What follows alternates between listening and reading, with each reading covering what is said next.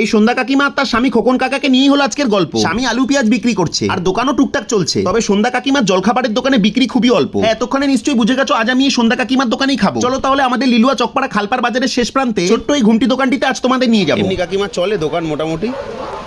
কাকুর তো তাও দেখছি চলছে, তোমার টুকটাক চলে? মানে খুব একটা হয় না, তাই তো? ও বন্ধ হয়ে গেছে, তারপরে আলু পেঁয়াজ নিয়ে বসছো এখন?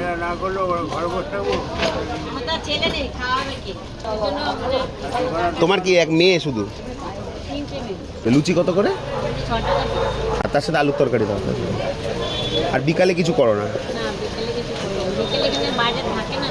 যাক, যদি এটা দেখে কোনো কাস্টমার আসে একটু বেশি করে বানিও, বুঝেছো? যদি আসে, ঠিক আছে? না কচুরি নয়, শুধুমাত্র এরকম বড় বড় লুচি আর আলুর তরকারি কাকিমার কাছে পাবে। না দূর থেকে আসতে বলছি না, তবে লোকাল যারা আমার ভিডিও দেখো, সুযোগ পেলে না হয় একবার এই দোকান থেকে খেয়ে যাবে। আর এখানে আলু পেঁয়াজও পেয়ে যাবে, দরকার লাগলে নিয়ে যাবে। বাই।